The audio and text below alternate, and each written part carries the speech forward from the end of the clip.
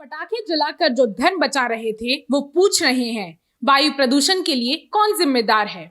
आतिशबाजी करके जो नेता हुड़दंगई दिखा रहे थे वही कह रहे हैं विरोधी नेता जिम्मेदार है। इंडस्ट्री, महंगी कारों और लग्जरी लाइफ से साल भर प्रदूषण फैलाने वाले अमीर कह रहे हैं किसान जिम्मेदार है।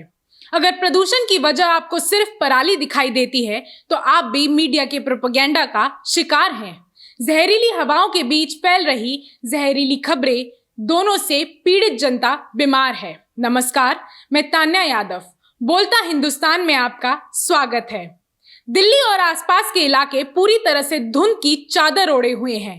देश की राजधानी में सांस लेना भी हमारी जिंदगी के लिए खतरे का काम हो गया है। ये बात सच है कि इतनी बड़ी समस्या किसी एक दिन और किसी एक व्यक्ति के वजह से नहीं होती है, लेकिन ये सच्चाई पता करना भी हमारी जिम्मेदारी है कि ऐसी सिचुएशन के लिए कौन जिम्मेदार है। वो अन्नदाता किसान जिसके लिए खेतों से फसल हटाना बेहद जरूरी होता है, या वो अति उत्साही लोग जिनके लिए पटाखे जलाकर धुआं उड़ाना बहुत जरूरी होता है, या वो लोग जिनके लिए सुप्रीम कोर्ट की भी धज्जियां उड़ाना जरूरी होता है। गौर करने की बात है कि धान की फसल के बाद पूरी पौध का एक बड़ा हिस्सा, जिसे पराली कहते हैं, उसे खेत से हटाए जाना बेहद ही जरूरी होता है। आमतौर पर किसान के पास दो विकल्प होते हैं, एक वो सीधा खेत में जला दे और दूसरा कि उसमें डिकम्पोजर डालकर उसे वहीं पर गला दे। जलाने के लिए उसे सिर्फ माचिस की जरूरत होती है और गलाने के लिए महंगे डिकम्पोजर की।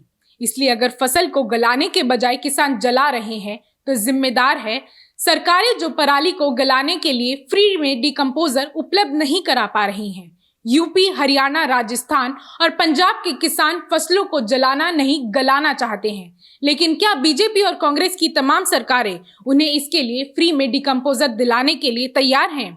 अगर नहीं तो बात बिल्कुल साफ है कि इसके लिए तमाम राज्य सरकारें ही जिम्मेदार हैं। अब धुंध की चादर चढ़ी हुई है तो सबको वायु प्रदूषण दिखाई दे रहा है, लेकिन सबसे बड़ा सवाल है कि क्या बाकी के 11 महीने दिल्ली में हवा साफ होती है?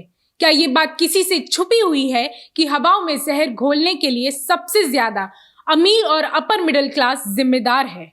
क्या ये बात छिपी हुई है एनसीआर में लगी फैक्ट्रियों की चिमनियों से निकलते हुए जहरीले धुएं बीमार सबको करते हैं, लेकिन अमीर सिर्फ एक ही वर्ग को करते हैं? या फिर ये बात छिपी हुई है कि गैर जरूरी कामों के लिए भी बड़ी बड़ी कारें निकाल ली जाती हैं? इस दौर में जब पब्लिक ट्रांसपोर्ट का इस्तेमाल करना चाहिए तो सड़कों पर लाखों कारें उतार दी जाती हैं। क्या उद्योगपतियों की अकूत कमाई के लिए फल फूल रहे पूंजीवादी बाजार ने हमारी लाइफस्टाइल को इतना उपभोगी नहीं बना दिया है कि हम पर्यावरण की परवाह ही नहीं करते हैं? जिस जरूरत को बाजार ने बनाया है हम उसको कम नहीं कर सकते। जिन कुप्रथाओं को धर्म के ठेकेदारों ने बढ़ाया है हम उसको कम नहीं कर सकते हैं। पटाखों पर अदालत ने रोक लगाई है, लेकिन हम उसकी कद्र नहीं कर सकते हैं।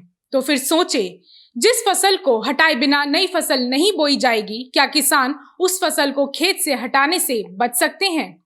अभी अनाज के दाम तक नहीं मिले हैं तो फसलों को गलाने के लिए डिकम्पोजर खरीद सकते हैं। वो फसल गलाने के लिए तैयार हैं, लेकिन क्या हम उन्हें फ्री में डिकम्पोजर दिलवा सकते हैं? अगर हम ये सब नहीं कर सकते तो कुछ काम है जो हम कर सकते हैं।